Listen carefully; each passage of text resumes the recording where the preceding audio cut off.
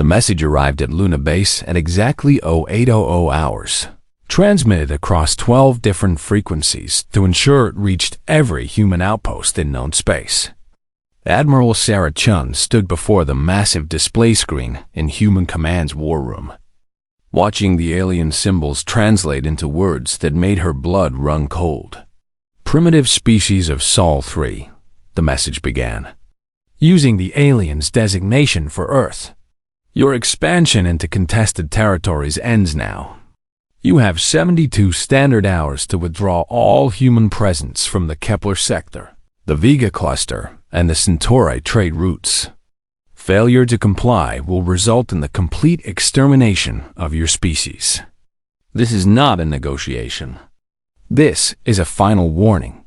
The message was signed by the Zephyrian Collective, a coalition of 12 advanced alien races that controlled nearly 40% of the known galaxy. They had been watching humanity's expansion for decades, growing increasingly annoyed as human colonies sprouted up on worlds they considered their rightful territory. Chun's aide, Lieutenant Commander Marcus Webb, stepped forward with a datapad in his trembling hands. Admiral, we've confirmed similar messages were sent to Earth, Mars Colony, and every major human settlement. The Prime Minister is calling an emergency session of the Global Defense Council. Chun nodded but kept her eyes on the screen. She had been expecting this day for 30 years, ever since she first joined the military and learned about Protocol Omega. Back then, it seemed like paranoid planning. Now, it might be humanity's only hope. What are our chances if we comply? Asked General Rodriguez, the head of Colonial Defense. He was a good soldier, but he didn't have the security clearance to know about Omega. 0, Chun replied flatly. They'll let us keep Earth and maybe Mars. Everything else becomes theirs. 70 billion humans living on colony worlds would be relocated or eliminated. The war room fell silent, except for the hum of computers processing incoming reports. Every few minutes, another message arrived from a human outpost acknowledging the alien ultimatum. Fear was spreading through human space like wildfire. Dr. Elizabeth Hawthorne, the chief science advisor, pulled up a holographic display showing the collective's known military strength. Their technology is at least 50 years ahead of ours. Energy shields that can stop our most powerful weapons. Faster-than-light communication that gives them perfect coordination across their fleets. Ships that can travel between star systems in days instead of months. Webb studied the display with growing despair. How many ships do they have? Conservative estimates put their combined fleet at over 10,000 vessels, Hawthorne replied. We have maybe 800 ships scattered across human space, and most of those are cargo haulers with basic defensive weapons. General Rodriguez slammed his fist on the table. Then we have no choice but to surrender. We can't fight a war we can't win. Chun turned away from the display and looked at the faces around her.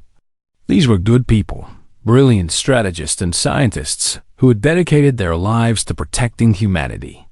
They deserved to know the truth. There is another option, she said quietly, but it requires authorization from the highest levels of government. She walked to her personal terminal and entered a code that she had memorized 20 years ago but never used. A red light began flashing on her screen, indicating that she was accessing files with a classification level that officially didn't exist. Admiral, what are you doing? Webb asked nervously. Chun's fingers moved across the keyboard with practiced precision. I'm implementing Protocol Omega, a plan that's been in development since the first humans set foot on an alien world. The main display changed, showing a complex network diagram that mapped every human settlement, mining operation, research station, and trading post in the galaxy. But this wasn't the standard colonial map that everyone was familiar with. This version showed hidden connections between seemingly unrelated facilities, secret supply routes that didn't appear on any official records, and military installations disguised as civilian infrastructure. "This is impossible," Hawthorne whispered, staring at the display. "Some of these installations are over 100 years old. The technology to build this network didn't exist when we first started expanding into space." Chun smiled grimly.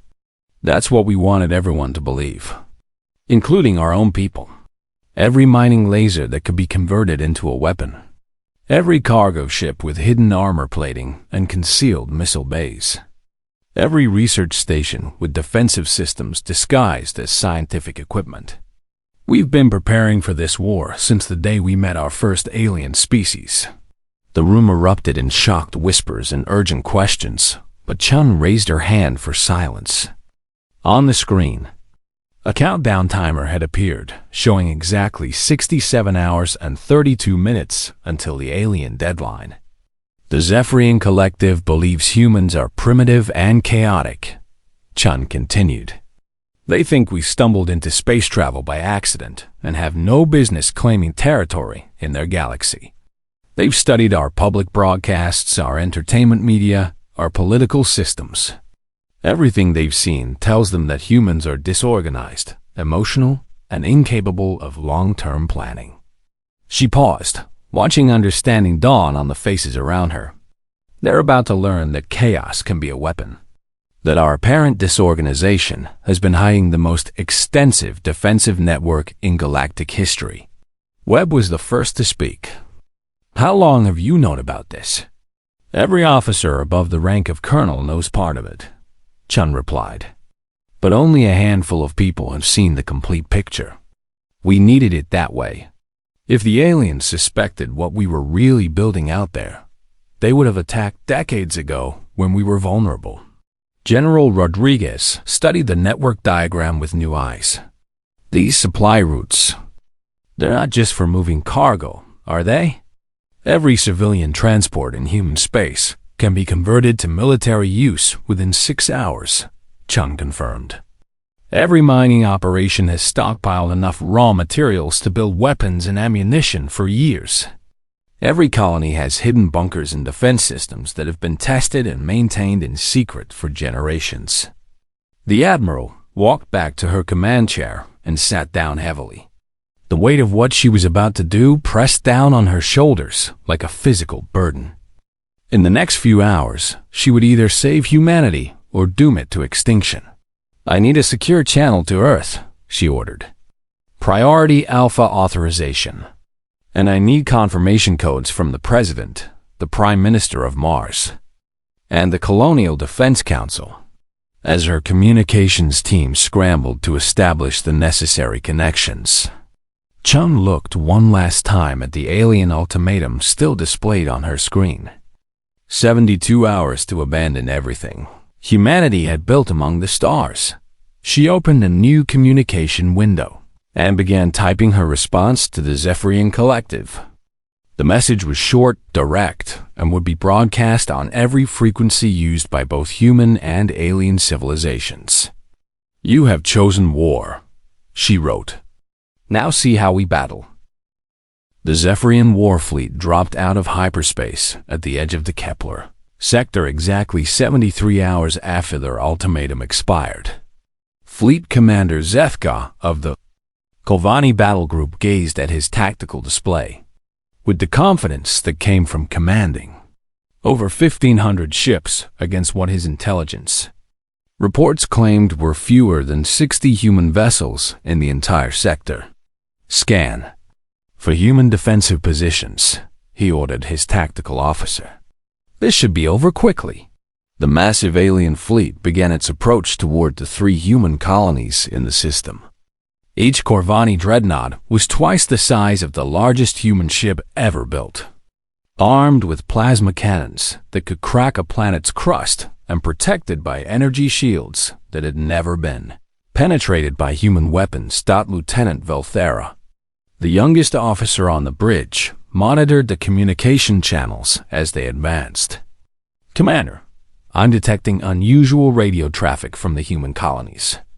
Zethka barely glanced at her station. "Surrender broadcasts, no doubt." Display the translation.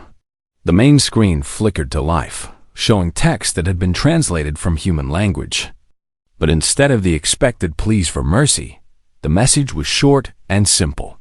Activation code Omega confirmed. All stations respond. What does that mean? Velthara asked, her voice betraying a hint of uncertainty. Before Zethka could respond, his tactical officer's console erupted in warning chimes. Commander. Energy signatures spiking throughout the system. Multiple contacts. Hundreds of them. On the display, space around them suddenly came alive with new contacts. What had appeared to be simple asteroid mining platforms were now radiating the energy signatures of military installations. Cargo vessels that had been drifting peacefully between planets were lighting up with weapon systems and defensive screens. Impossible, Zethka breathed. Our intelligence showed this system was barely defended. The transformation was happening everywhere at once. A scientific research station orbiting the system's gas giant suddenly deployed weapon batteries that had been hidden inside what appeared to be atmospheric sensors. Ships that looked like simple cargo haulers were shedding external plating to reveal armored hulls bristling with missile tubes. Even more disturbing were the asteroids themselves. Dozens of them were moving under their own power, adjusting course to intercept the alien fleet. What the Corvani had dismissed as natural space debris were actually massive kinetic weapons platforms, each one capable of accelerating chunks of rock and metal to devastating velocities. Commander. Incoming transmission from the human colony on Kepler 442b, the communications officer announced. Put it through, Zethka ordered. Struggling to understand what he was seeing, a human face appeared on the screen. It was Colonel Maria Santos, the supposed mining administrator for the entire sector. But instead of mining overalls, she wore the uniform of a human military officer. Greetings, Fleet Commander Zethka, she said calmly. I believe you're here to remove us from what you consider your territory. Your deception will not save you, Zethka replied, though his voice lacked the confidence it had carried minutes earlier. You may have more weapons than we expected, but our technology is still superior.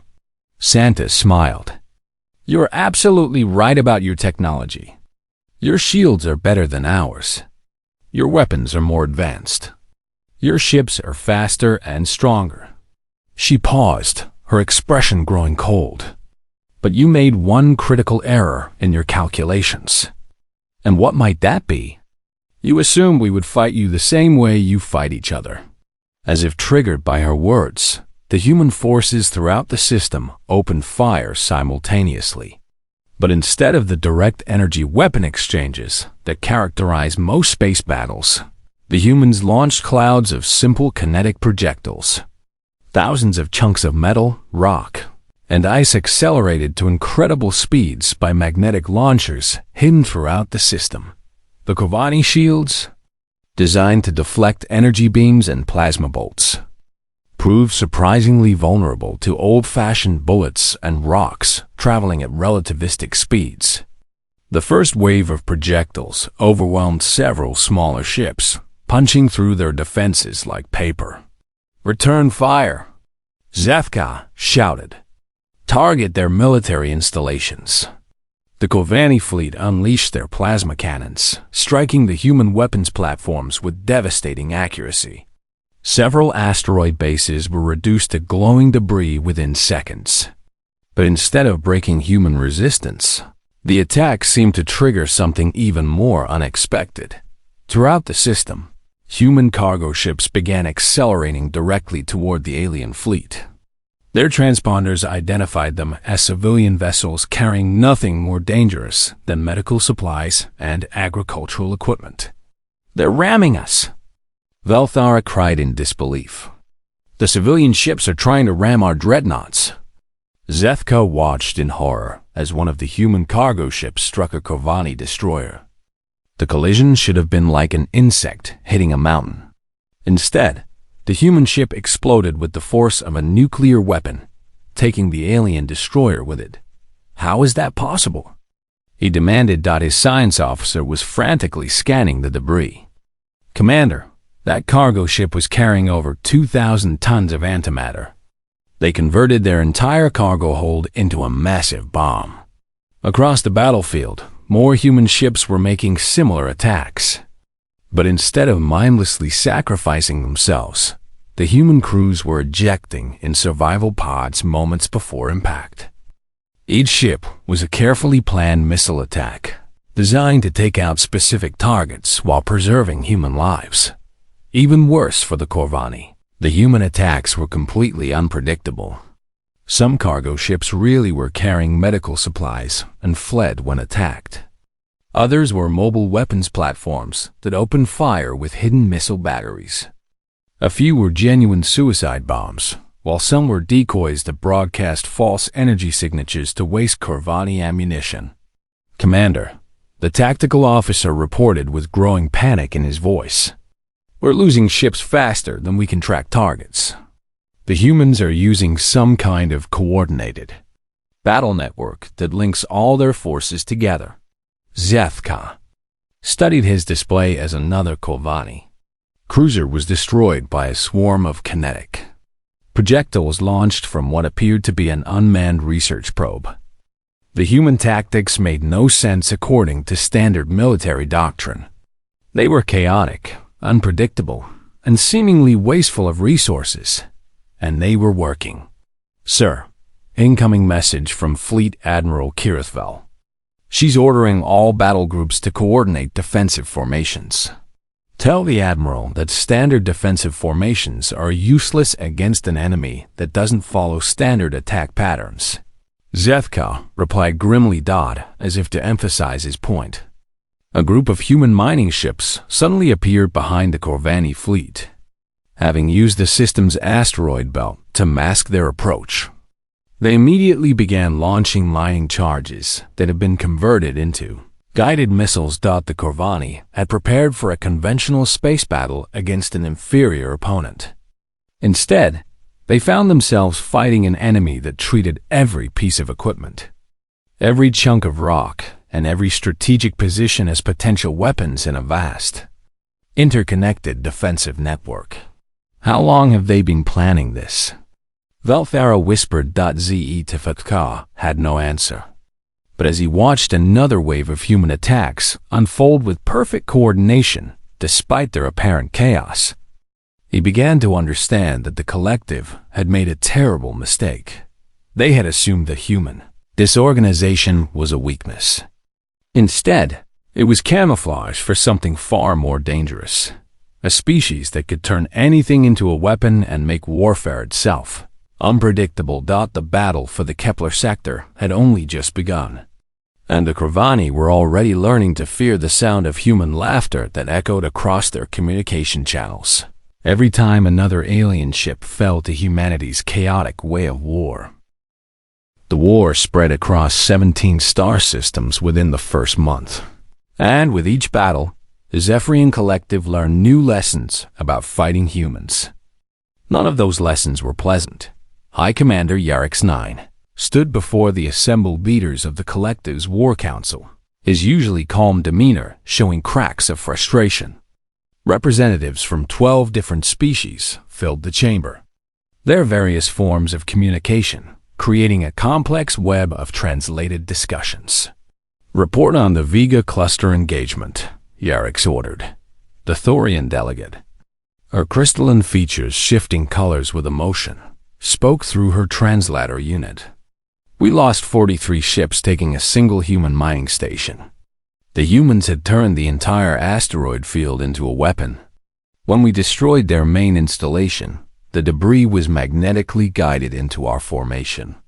Murmurs of concern rippled through the chamber. The Eldrani representative, a tall being with 6 arms and pale blue skin, gestured emphatically. This is not warfare as we understand it. When we attack their military targets, they respond by attacking our supply lines. When we threaten their colonies, they strike at our homeworlds using ships that appear to be civilian traders. Yarix had reviewed all the battle reports himself, and each one told the same disturbing story. Human forces seemed to have no understanding of proper military conduct. They used deception as readily as weapons, treated every encounter as an opportunity for ambush, and showed complete disregard for what the collective considered honorable combat.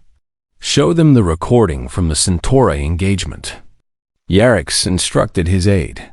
The chamber's holographic display activated, showing the bridge of a Corvani destroyer during its final moments. The ship's commander was clearly visible, along with the growing panic of his crew as they realized they were surrounded. How did they get behind us? The alien captain was shouting. Our sensors showed empty space. The answer came in the form of human ships, seeming to materialize from nowhere. They had been hiding in the electromagnetic shadow of the system's star, using its radiation to mask their heat signatures. When they attacked, it wasn't with the expected pattern of energy weapons and missile exchanges. Instead, the humans broadcast the death screams of Corvani crews from previous battles across all communication channels, while their ships launched clouds of metallic chaff designed to disrupt alien targeting systems. The psychological impact was devastating, causing several alien crews to panic and fire on their own forces. "Turn it off," the Saurian delegate hissed, his reptilian features showing obvious distress. "This is barbaric. They are turning our dead into weapons of fear." Yarix nodded to his aide, and the recording stopped. The humans call it psychological warfare. They study our emotional responses and use them against us.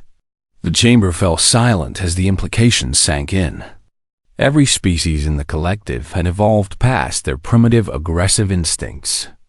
They fought wars with clear objectives, defined rules of engagement, and respect for enemy combatants. The concept of deliberately causing mental anguish was alien to them.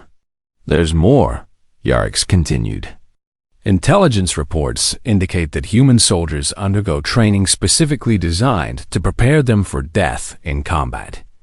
They practice scenarios where they are expected to die while completing their mission." The ethereal delegate, whose gaseous form shimmered with distress patterns, spoke through harmonic vibrations. "This is incomprehensible. Why would any species deliberately prepare its members for self-destruction?" "Because it gives them a tactical advantage we didn't anticipate," Yarix replied grimly. "Their willingness to die for strategic objectives makes them unpredictable, in ways our combat simulations never accounted for." He gestured to another section of the holographic display, which showed tactical analyses from multiple engagements. In the Ross 128 system, a single human frigate with a crew of 30 held off our entire battle group for 6 hours. When their ship was finally disabled, the crew activated their reactor's self-destruct sequence to deny us the opportunity to study their technology. The Corvani representative, his metallic features reflecting the chamber's lights, added his own observations. "We captured a human supply depot last week. When our soldiers entered the facility, they found it rigged with explosive charges hidden throughout the structure. The humans have been prepared to destroy their own supplies rather than let us capture them." "Did you interrogate the prisoners?" asked the Vectan delegate. "There were no prisoners," the Corvani replied flatly. The human commander triggered the explosives manually. She died smiling. A wave of uncomfortable shifting passed through the assembled delegates. The idea of choosing death over capture was disturbing enough, but the notion of finding joy in such a choice was beyond their understanding. Yarix activated another display showing strategic projections. "Our war planners estimate that we could defeat human military forces within 18 months if they fought conventionally. But they don't fight conventionally. They treat every civilian installation as a potential military base. They convert their own infrastructure into weapons. They sacrifice strategic positions to gain tactical advantages." "What about their technology?" the Thorian delegate asked. Surely our superior capabilities give us an advantage. Yes and no, Yarix admitted. Their individual weapons are less advanced than ours, but they use them in combinations we never anticipated. They attach nuclear warheads to their mining equipment. They program their cargo ships to ram our vessels. They even weaponize their waste disposal systems. The chamber's atmosphere grew increasingly tense as Yarix continued his briefing. Each tactical analysis revealed new examples of human adaptability and resourcefulness that bordered on the impossible. In the Vol 359 system, they turned their sewage treatment facilities into chemical weapon production centers, he reported. In the Proxima Centauri engagement, they used their agricultural satellites to drop genetically modified organisms onto our ground forces. The organisms were designed to consume specific metals used in our armor and equipment. The Saurian delegate's tail thrashed with agitation. How long have they been planning these tactics? Intelligence suggests they've been developing unconventional warfare strategies since their first contact with our species over 50 years ago, Yarix answered. Every trade negotiation, every diplomatic exchange, every cultural interaction has been an opportunity for them to study our weaknesses.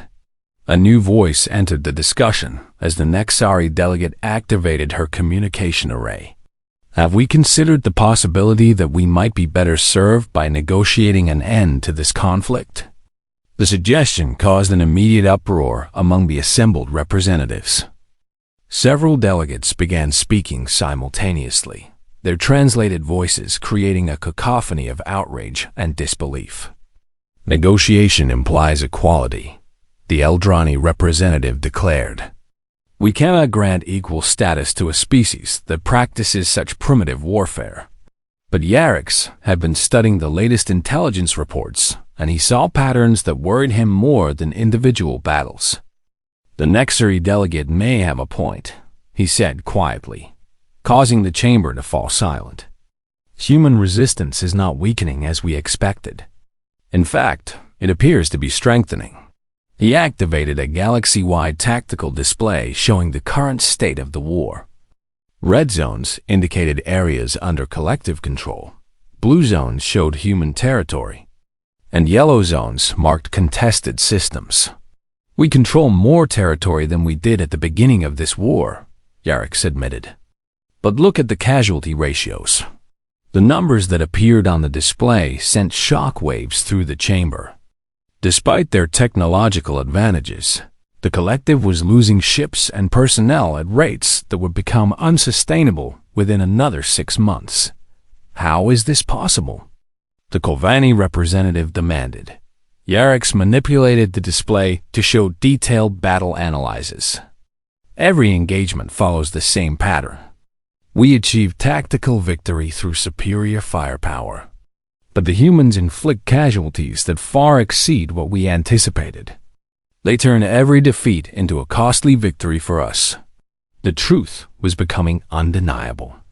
Humanity's chaotic, unpredictable warfare wasn't just different from collective military doctrine. It was specifically designed to counter the advantages that superior technology provided. By refusing to fight according to established rules of engagement, humans had turned the collective's own strengths against them. 6 months into the war, the collective's confidence had shattered completely. Admiral Sarah Chun stood on the bridge of the UE's Retribution, watching her tactical display show the systematic collapse of alien resistance in the Arcturus sector. Phantom Squadron reports successful interdiction of the Corvani supply convoy, her communications officer announced. No survivors. Chun nodded, making a notation on her command tablet. The Phantom Squadrons were one of humanity's most effective innovations in this war.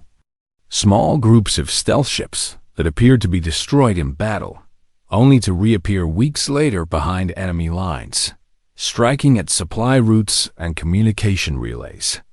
Admiral, her intelligence chief, Commander Park, approached with a datapad. We've intercepted communications from the Collective's War Council. they're experiencing significant internal discord.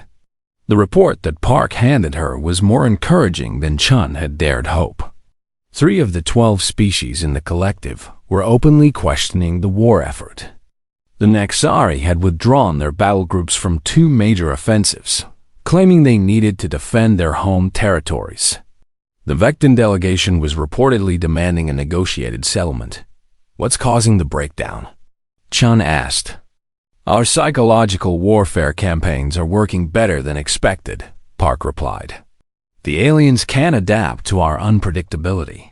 Every time they think they understand our tactics, we change them completely." Chun smiled grimly as she reviewed the intelligence files. The human battle plan had been elegant in its simplicity. Study your enemy's psychology, then exploit every weakness you find. The collective species had evolved past their aggressive instincts, making them excellent negotiators and diplomats, but terrible warriors when faced with an opponent that thrived on conflict.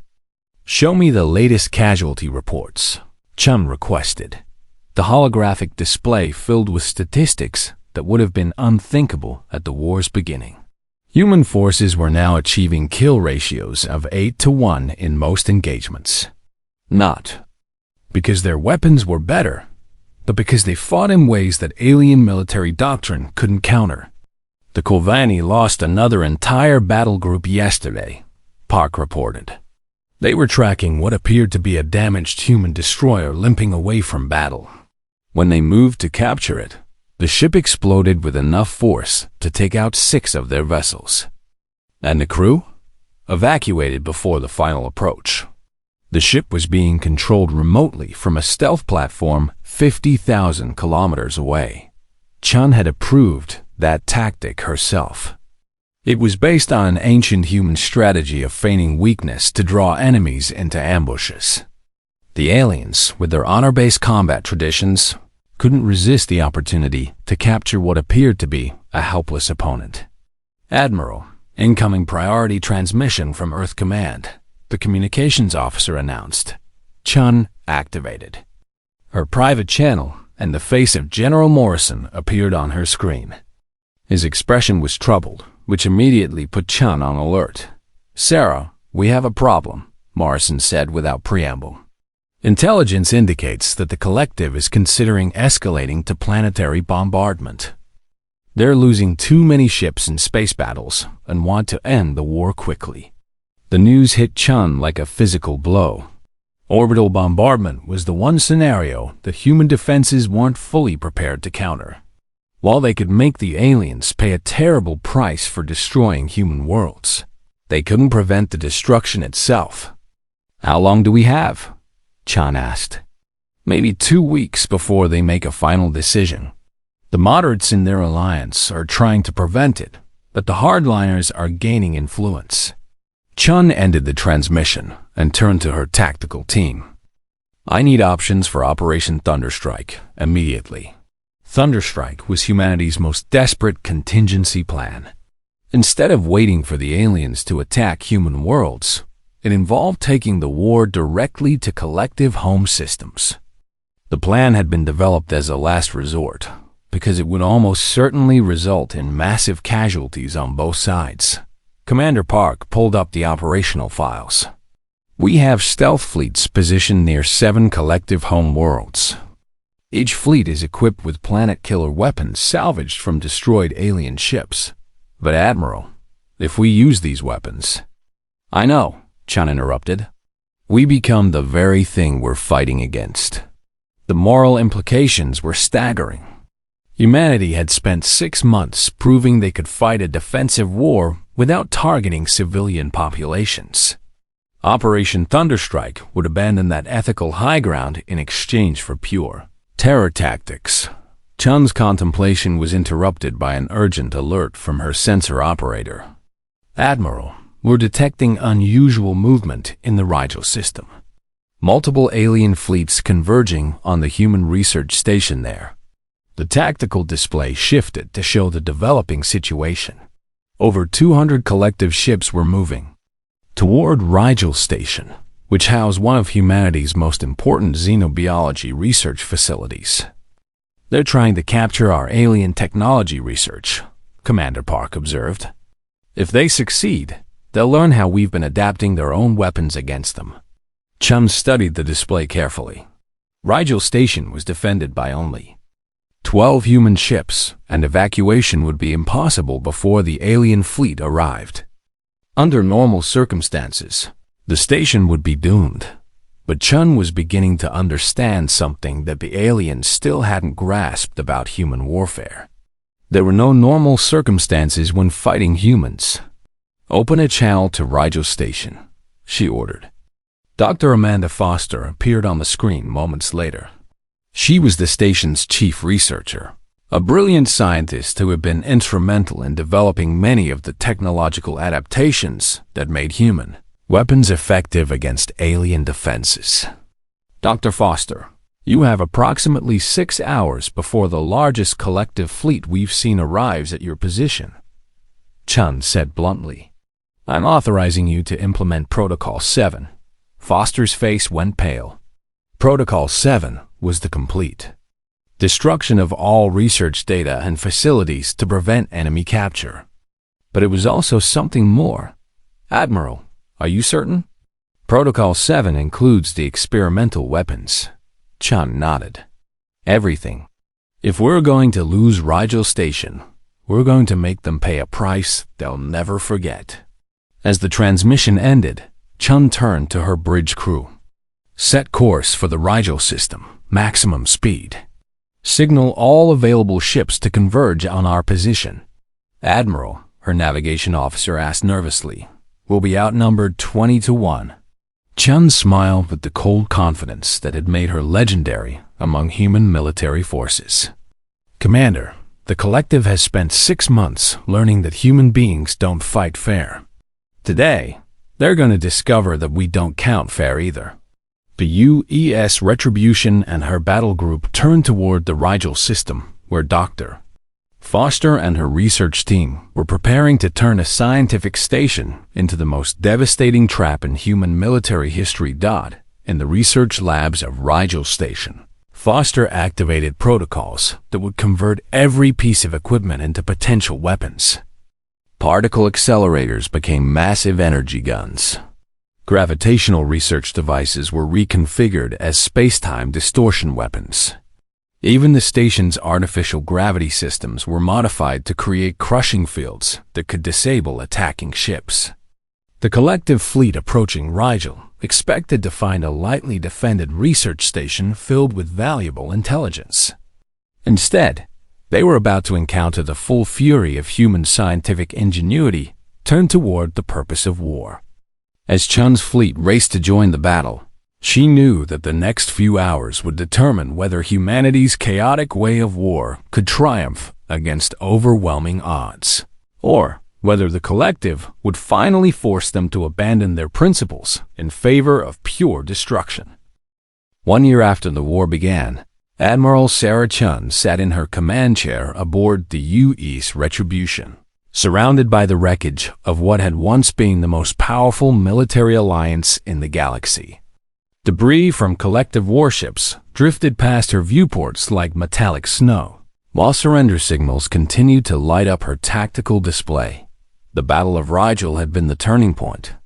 When the collective fleet arrived, expecting to capture a research station, they instead found themselves facing weapons that shouldn't have existed. Dr. Foster and her team had turned their particle accelerators into directed energy cannons that could punch through alien shields like paper. Their gravitational research equipment became crushing fields that compressed enemy ships into dense metal cubes. But the real victory hadn't come from superior weapons. It had come from the psychological impact of watching their most powerful fleet destroyed by what appeared to be laboratory equipment operated by human scientists who laughed as they fought. "Admiral." Commander Park approached with the final casualty reports. "The Kuvani delegation has officially withdrawn from the collective. That leaves only the Saurians and the Thorians still fighting." Chun reviewed the numbers with satisfaction. Of the 12 species that had declared war on humanity, 7 had already negotiated separate peace treaties. 3 more had withdrawn their forces and were seeking diplomatic solutions. Only 2 species remained committed to the military option.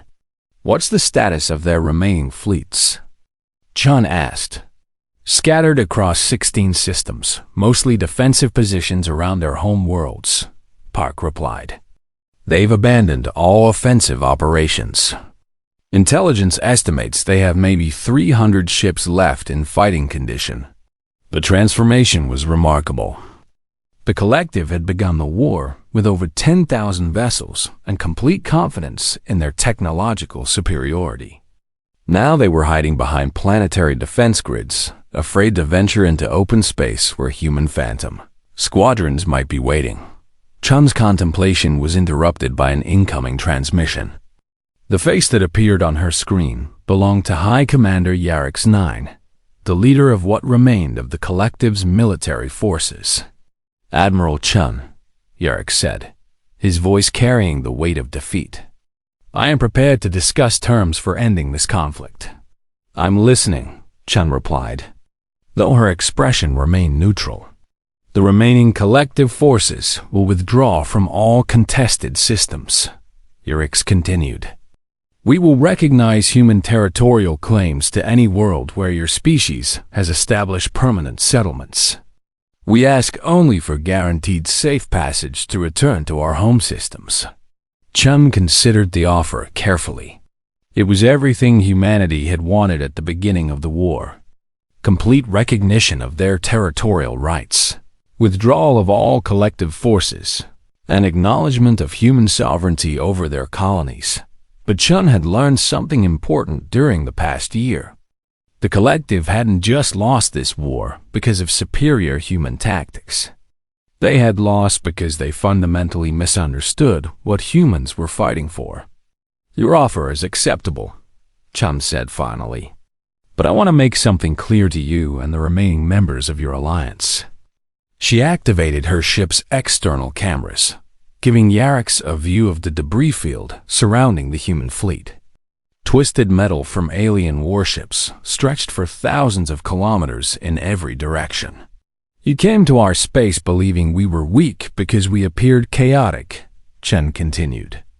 You mistook our seeming disorganization for incompetence. You failed to understand that chaos can be a weapon, that unpredictability is our greatest strength. Yarix's expression showed the confusion that had plagued collective strategists throughout the war. Admiral, your tactics violated every principle of civilized warfare. You used deception, psychological warfare, and weapons that we considered impossible. Chum smiled. That's exactly my point. You spent so much time evolving past your aggressive instincts that you forgot why those instincts existed in the first place. You became excellent at negotiation and terrible at war. While we, she continued, gesturing to her bridge crew, never forgot that we were predators. We learned to build civilizations and develop technology, but we kept the part of ourselves that knows how to hunt, how to fight, how to win. The transmission paused as Yarix consulted with his remaining advisors. When he returned, his posture showed complete defeat. Admiral, what assurance can you give us that humanity will not become the aggressor now that you've demonstrated your military capabilities? It was a fair question. Chun had spent months proving that humans could be ruthless, deceptive, and utterly unpredictable in warfare. Why would the surviving aliens believe that humans would be any different than the collective when it came to territorial expansion? Because, Chun said slowly, we never wanted your territory. We never wanted to dominate your species. We just wanted to be left alone to build our own civilization among the stars. She activated another display showing the current state of human space. Despite their military victories, human territory looked almost identical to what it had been before the war began. Look at what we've done with our victories, Chun said. We could have invaded your home worlds. We could have enslaved your populations. We could have taken everything you value and made it ours. The display showed the aftermath of human military operations. In system after system, human forces had destroyed collective military assets but left civilian populations completely untouched. They had captured strategic positions but abandoned them once the military threat was eliminated. Instead, we stopped fighting the moment you stopped threatening us, Chung continued. We used our advantages to defend ourselves, not to conquer you. Yarrick studied the evidence with growing understanding. You fight with the fury of demons, but you make peace like civilized beings. That's the part you never understood, Chun replied. Humans aren't violent because we're primitive. We're violent because we choose to be when it serves our purposes. We can be as brutal as any predator in the galaxy, or as peaceful as any diplomat. The choice is always ours. She leaned forward in her command chair, her voice taking on the tone that had become famous throughout human space during the war. This war could have ended a year ago with your unconditional surrender. Or it could continue until we visit every one of your worlds with the same fury you've seen here. We've shown you how we battle. Now we're showing you how we make peace. Chun gestured to her communications officer, who began broadcasting her final message on all frequencies used by both human and alien civilizations. To all species who can hear this transmission, Chun began.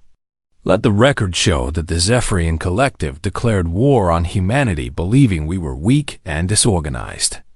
They learned that our apparent chaos was actually adaptability. Our seeming weakness was actually restraint.